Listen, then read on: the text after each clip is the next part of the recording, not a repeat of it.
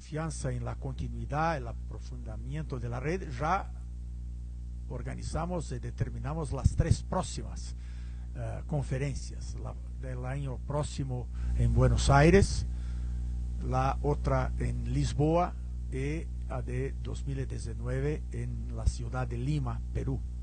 Entonces estamos muy comprometidos con la consolidación de este, que es un espacio que se va firmando en Iberoamérica de reflexión, gracias incluso a nuestra página web que se está perfeccionando y que es muy importante para la diseminación de conocimientos sobre la región, nuestra newsletter y otras actividades que la red se va conduciendo.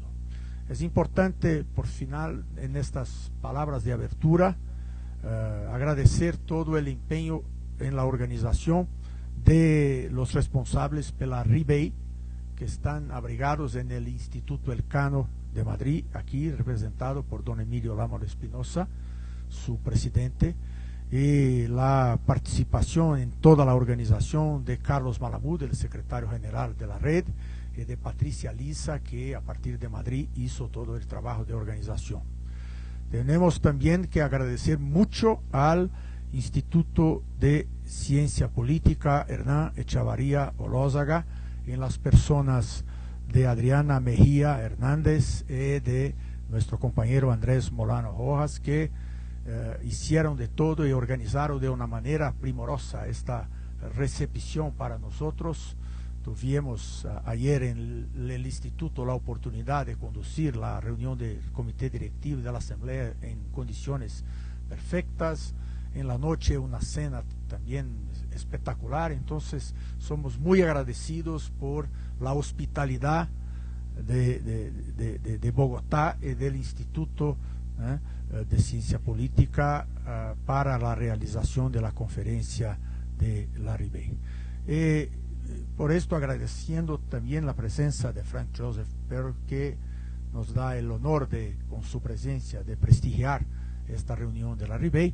Yo concluyo deseando a todos una buena conferencia y que podamos salir de aquí con muchas informaciones, con muchas reflexiones y en condiciones de volver a nuestras instituciones de origen y a aquellos que están invitados a volver a su trabajo con un agregado de contribuciones importantes para su actividad de investigación y mismo de acción social y política. Gracias a todos.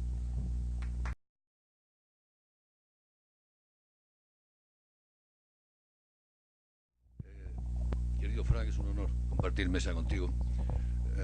Es para mí una gran satisfacción y un honor el poder participar en este acto de apertura de la 6ª conferencia de la Red Iberoamericana de Estudios Internacionales.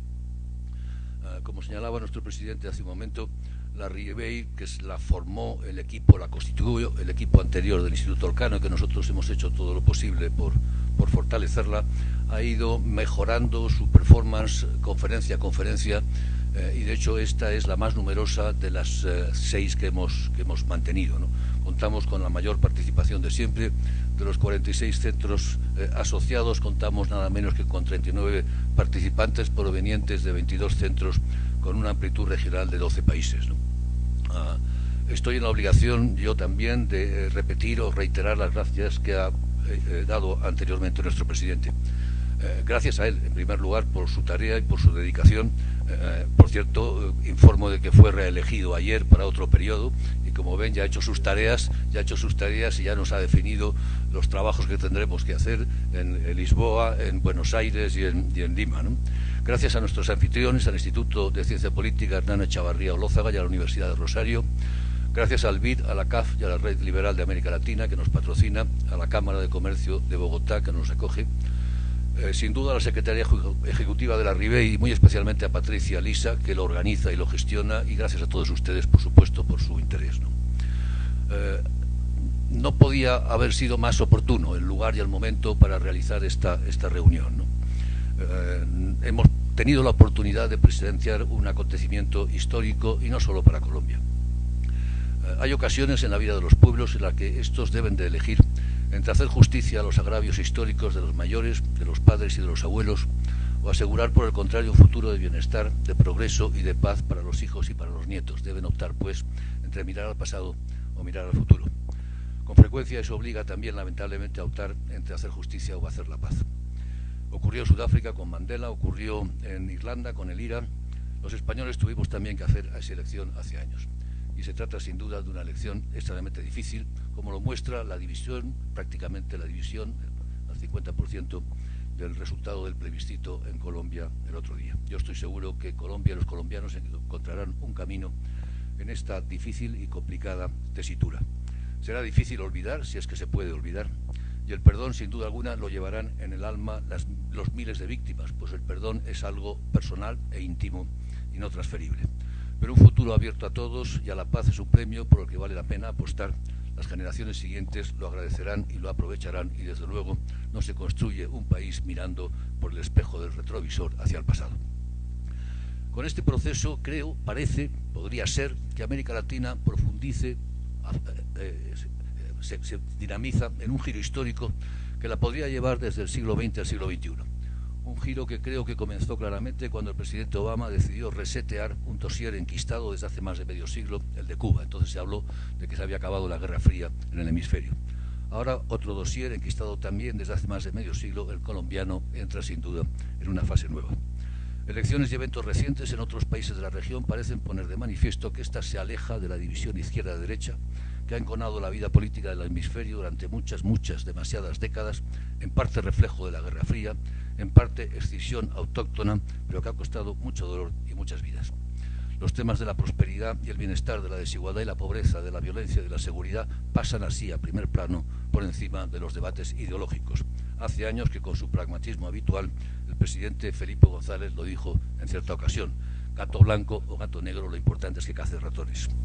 Y hace pocos días en el diario El País, hablando de los nuevos millennials de América Latina, de las nuevas generaciones jóvenes, la brillante bloguera cubana Joanny Sánchez, que nos visitó en el Cano hace pocos meses, decía lo siguiente: los estrictos límites de la izquierda y de la derecha que han definido por medio siglo a la región suenan en sus oídos, en los oídos de los millennials, como los chirridos de un DJ sin experiencia que no sabe mezclar melodías.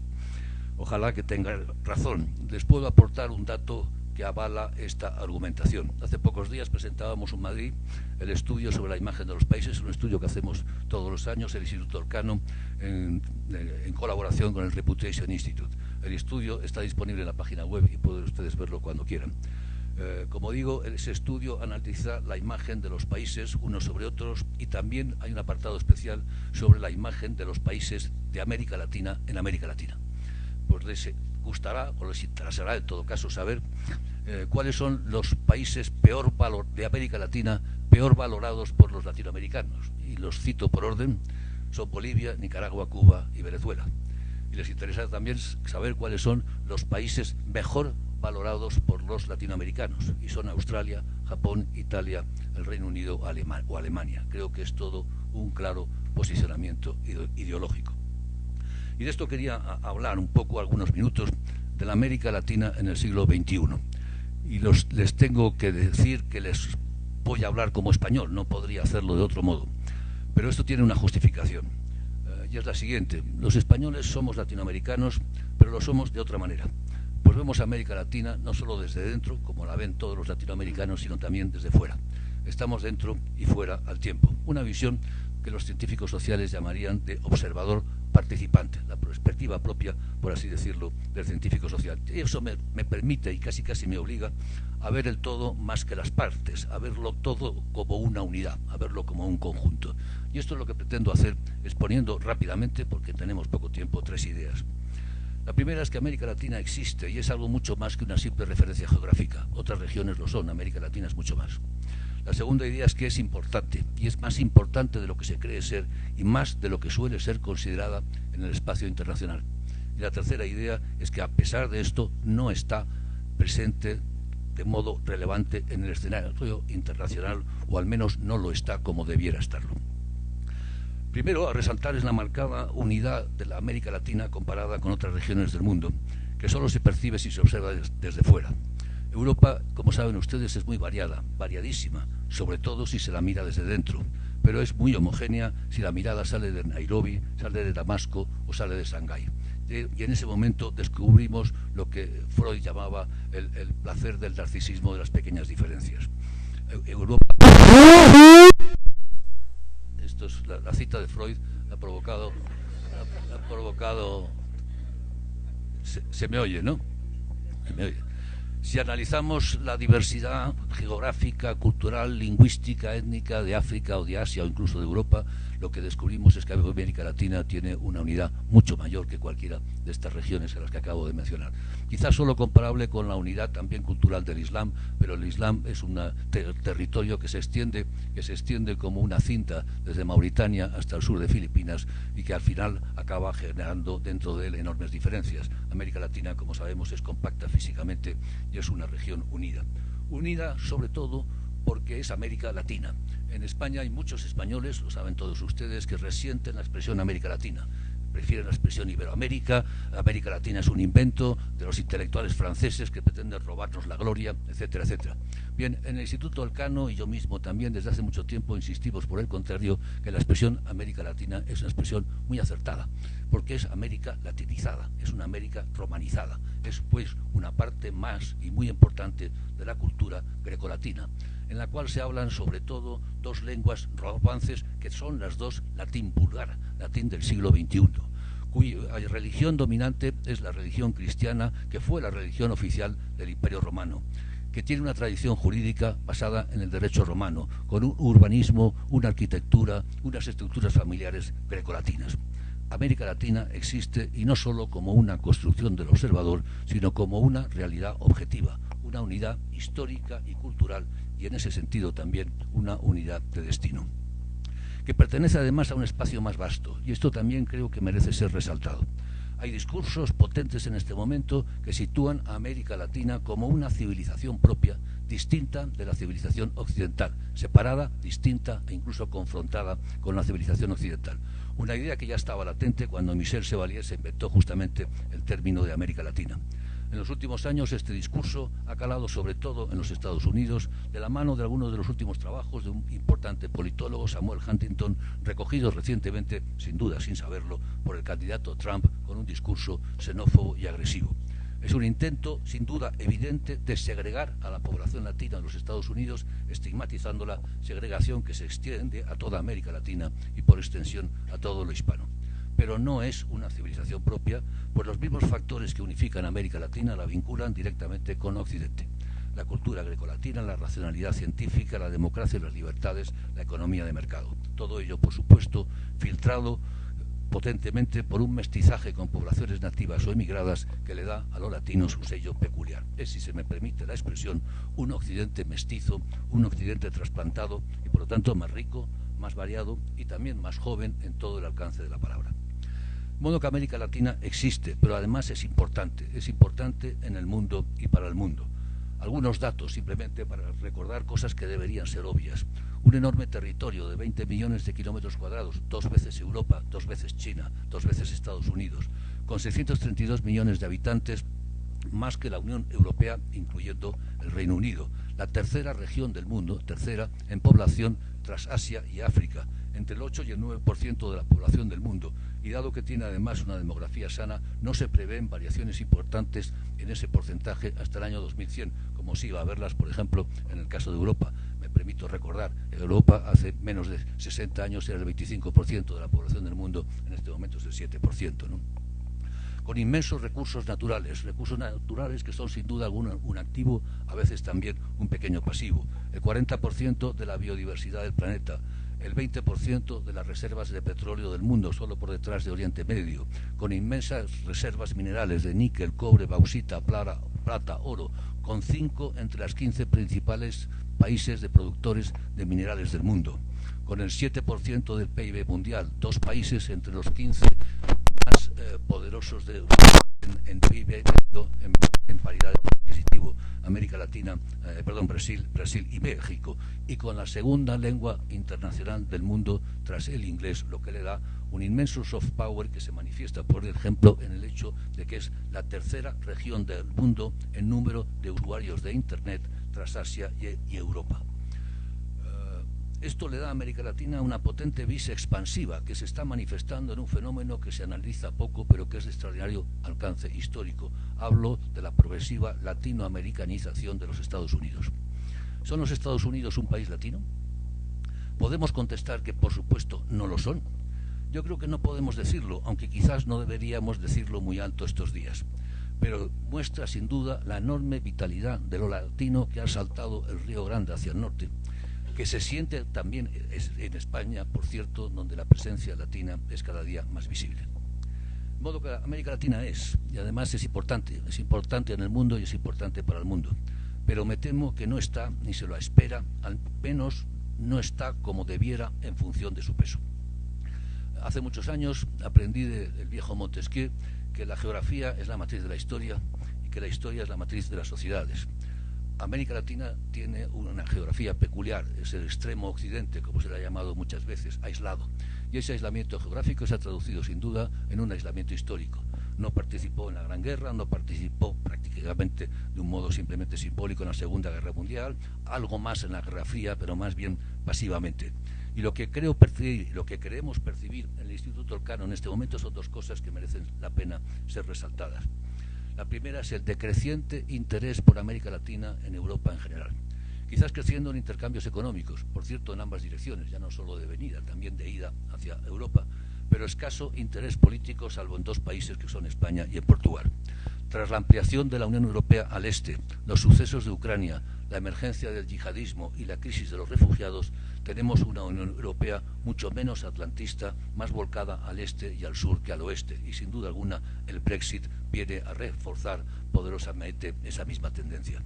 Pero también por la otra parte, por esta parte, percibimos un decreciente interés por Europa en América Latina que siente la vis atractiva de dos gigantes, China al oeste y Estados Unidos al norte, y se aleja de sus raíces europeos. En Santo Domingo, en la quinta reunión de la Ribey, alguien habló del aislacionismo latinoamericano. Nuestros datos, los datos del Instituto Elcano, avalan esta información acerca de la escasa presencia exterior de América Latina. Puede que algunos de ustedes conozcan el índice Elcano de presencia global. Es un estudio que realizamos anualmente, lo pueden visitar también en la página web y les animo a hacerlo porque es interactivo y se puede jugar con él, que es un intento de elaborar una métrica del espacio exterior, un intento de medir en qué medida los países están ahí fuera de sus propias fronteras, de su espacio propio, ¿no? Se analizan 90 países, alrededor de más de 1.600 datos, que a su vez se agrupan alrededor de tres dimensiones básicas: la presencia económica de los países fuera, la presencia militar y la presencia blanda. Y a su vez eso permite hacerlo también para regiones. Y lo hemos hecho para América Latina y para las otras regiones del mundo. En América Latina para 13 países que conforman cerca del 44%, del 94% del PIB y algo más del 90% de su población. Pues bien, el resultado sorprendente, que a mí me sorprendió y me disgustó, es que América Latina sería la quinta región con menor presencia global, situándose solo por delante del África subsahariana. Por lo tanto, la penúltima de las 5 regiones analizadas. Además, la presencia global agregada latinoamericana ha descendido en el 2015. Ha descendido en términos de presencia militar. Recordemos que los gastos militares de la totalidad de América Latina son solo un poco superiores a los de Arabia Saudita. Ha descendido sobre todo en el terreno económico. Y la explicación está en el desempeño de los mercados energéticos y de bienes primarios, ya que estas dos variables conforman más del 36% de la presencia global de América Latina. O por decirlo de otro modo, América Latina está poco integrada en las cadenas mundiales de valor. Sí que tiene una presencia blanda relevante, de hecho es la más importante. Casi el 50% de la presencia exterior de América Latina se debe justamente a su cultura, a su presencia blanda, pero esta se moviliza alrededor de variables como los deportes o el turismo y no alrededor de la tecnología, la ciencia o la información. Por todo ello, América Latina, que sí ha registrado incrementos absolutos de presencia global, como todas las regiones del mundo, eso es lo que es la globalización, ha sido un incremento de la presencia global de todos en el espacio internacional. Sin embargo, su crecimiento ha sido mucho menor que otras regiones y su cuota de presencia no ha crecido, sino que incluso ha decrecido un poquito. Bien, con esto comienzo a terminar. Con ecos borgianos, claramente, vamos a hablar hoy y mañana de laberintos y de alternativas y de caminos que se bifurcan. Y quisiera terminar esta charla con algunas preguntas que nos hacemos nosotros en el Instituto Elcano y que podemos también hacernos a lo largo de las sesiones que vamos a tener posteriormente. Primera, ¿cómo convencer a europeos y a americanos, a norteamericanos, que América Latina, que es importante, que matters? Nosotros hemos abierto justamente el Instituto Elcano una oficina en Bruselas, una delegación del Instituto Elcano en Bruselas, con el objetivo de incorporar a la agenda de debate de los think tanks europeos esta idea. América Latina matters, importa, es relevante. Segundo, ¿cómo conseguir que América Latina hable no con una sola voz, pero sí con una voz coordinada en el mundo? El gran problema del mundo tras la globalización es el desgobierno, la falta de una gobernanza global. Lo sabemos bien. Los problemas como el clima, el terrorismo, la seguridad, la energía, las pandemias son ya globales, están desterritorializados, saltan por encima de las fronteras de los países. Y sin embargo la arquitectura de la política, que es quien debe hacer frente a esos problemas, sigue territorializada y basada en estados soberanos sobre su territorio y su población, pero impotentes más allá de sus fronteras.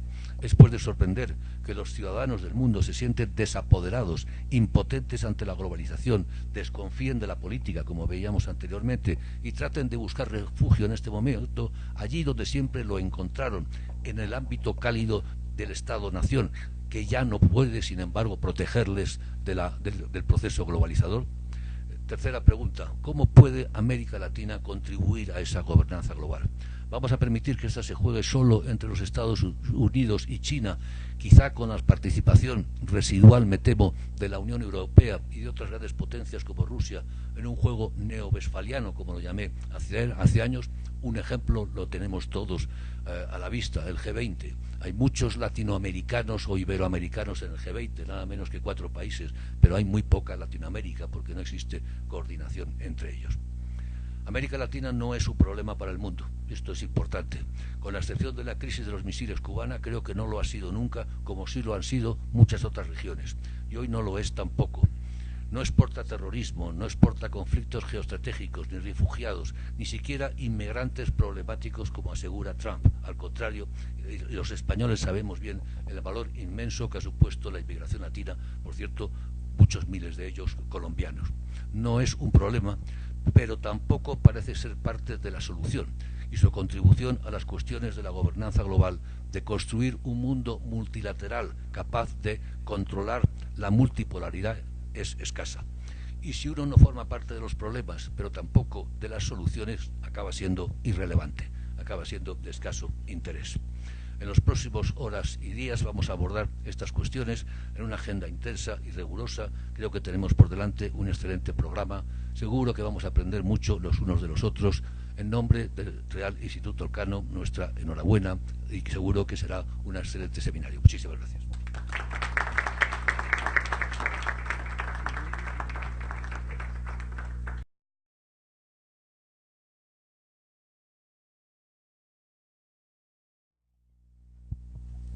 Bien, buenos días. Vamos a pasar sin más a esta mesa número 1, las repercusiones regionales del proceso de paz en Colombia. Cuando planificamos la conferencia de Ribey, pensábamos, como prácticamente todo el mundo, salvo muy pocas excepciones, que el panorama existente hoy iba a ser distinto al del que realmente es, pero para hacer honor al título de conferencia estamos sumidos en laberintos y alternativas. De momento estamos sumidos en un gran laberinto. Espero que en la oscuridad de ese laberinto se encuentre una alternativa, porque si no, remedando, citando a un caricaturista español respecto a la crisis que ha vivido el Partido Socialista Obrero Español en estos días, decía que el PSOE estaba en una salida sin callejón. Me temo que si los políticos colombianos no encuentran el callejón, la salida va a ser complicada. Pero centrémonos un poco en el tema de las repercusiones regionales del proceso de paz en Colombia. Primero preguntándonos si realmente existen repercusiones regionales. Porque cuando se estaba llegando a la conclusión de las negociaciones del proceso de paz en La Habana, una de las cosas que se decía es: esto pone fin, la paz en Colombia, pone fin al último conflicto de la Guerra Fría en América Latina. Pero claro, como decía antes Emilio Lamo de Espinosa,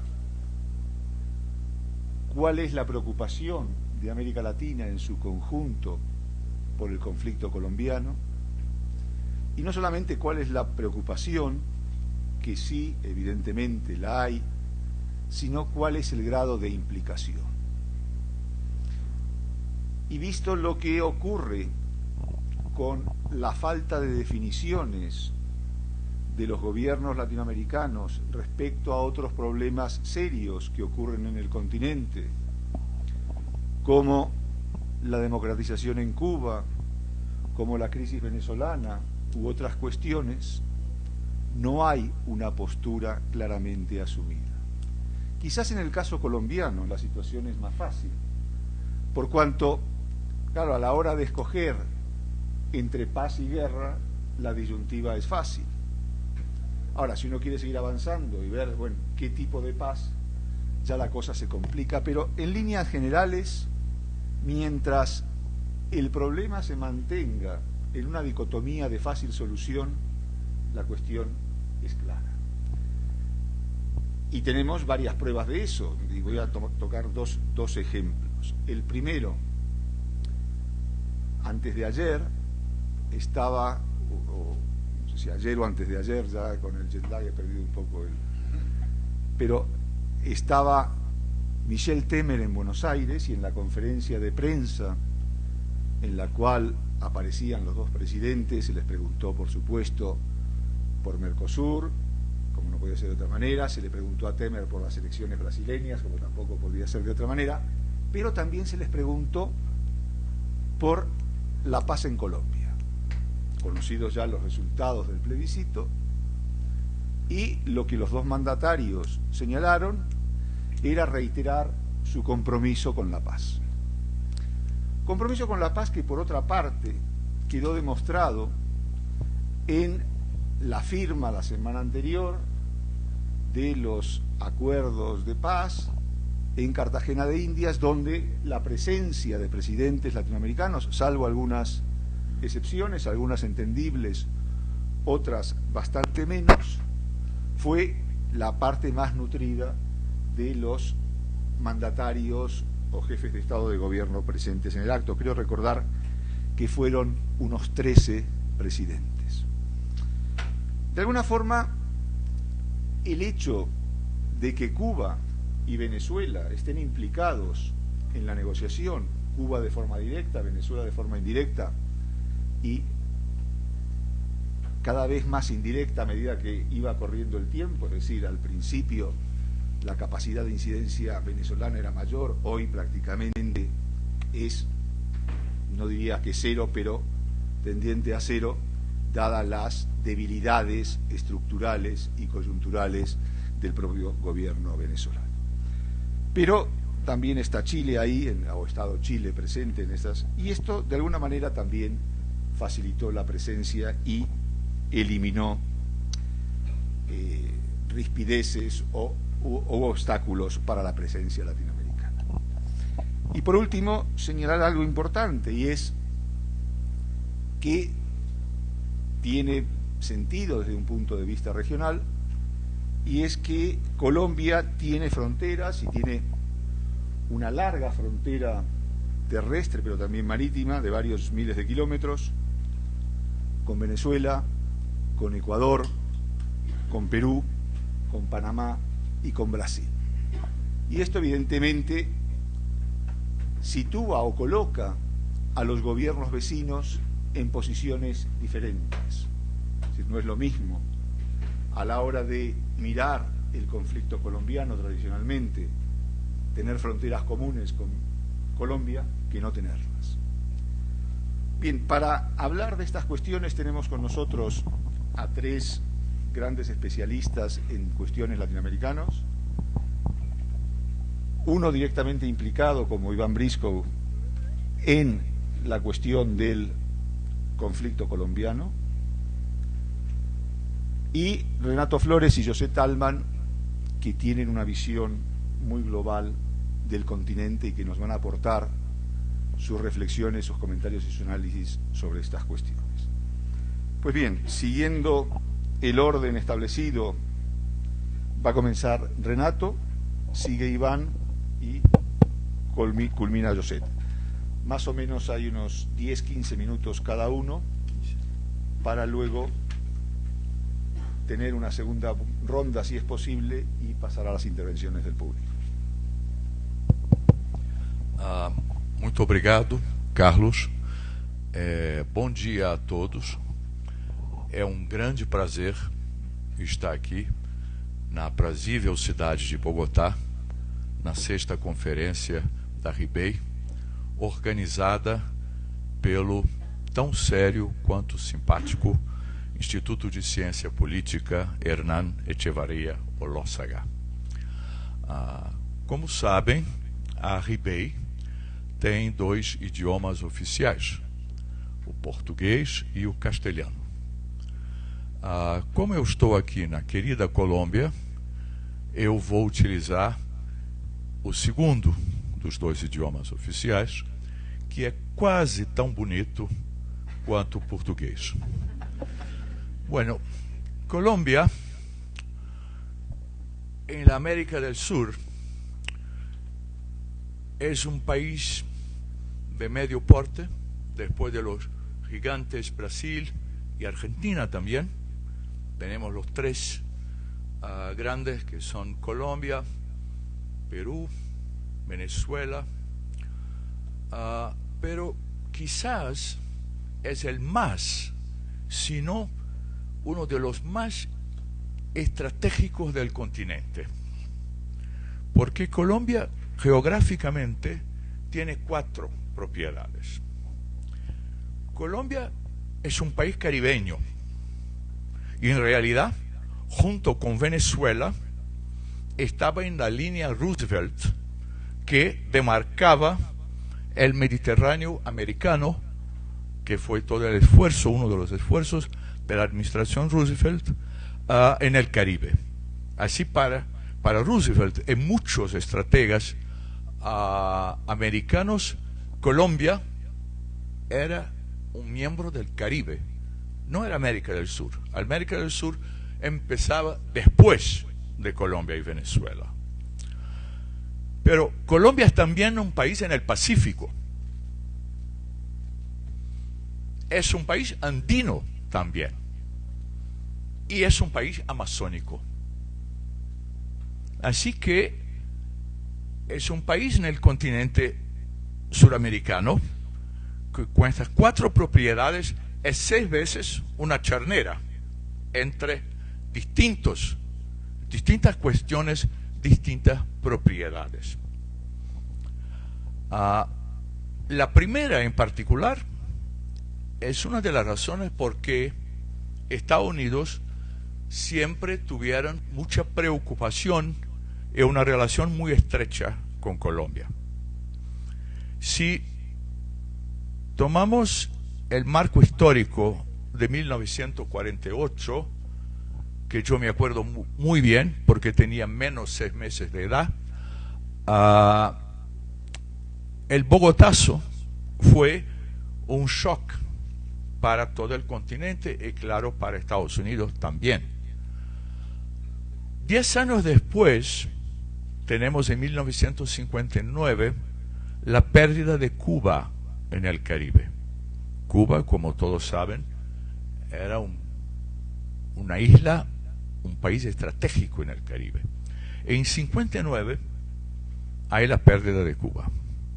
Esto lleva a un aprofundizamiento de la relación de Estados Unidos con Colombia, con muchos desarrollos. Estados Unidos siempre preocupados en mantener de una forma o de otra, como lo hacían en el Caribe, el control de la situación colombiana. Y en 1964 tenemos la FARC. Y el hecho de la FARC, y después de todas las otras guerrillas que han aparecido en Colombia, hace que este país empiece a vivir una dinámica muy especial. Dinámica esta que yo no es el objetivo de este panel discutir la dinámica que viene a partir de los años 60 hasta ahora. Pero una dinámica complicada, porque como dice, hay la FARC, hay otras guerrillas, hay todo el tema del narcotráfico, que para nosotros, principalmente Brasil, es muy dramático, hay la cuestión de los paramilitares y hay todo el proceso de negociaciones que yo diría empieza más o menos en mediados de los años 70 para intentar ecuacionar la cuestión de la FARC. Así yo pienso que lo que estamos pasando hoy no puede ser analizado a partir de los últimos 2 o 3 años. Es el resultado de un proceso de aprendizaje para el bien y para el mal de todos los intentos. También el pivot to Asia, que los Estados Unidos, por causa de su déficit orçamentario, como decimos en portugués, budget deficit, son obligados a elegir las regiones del mundo más importantes. Y con esto, acá, América del Sur, este paraíso de tranquilidad, de gente simpática, no mezclada, bonita, tiene una prioridad mucho más baja. Y es interesante, tenemos Cuba, vuelve tranquila a la esfera norteamericana, y es muy interesante también tener una paz el más rápido posible en Colombia. Yo pienso que hay muchos factores que hay que considerar para comprender el juego de ajedrez de las negociaciones en Colombia. Incluso es un análisis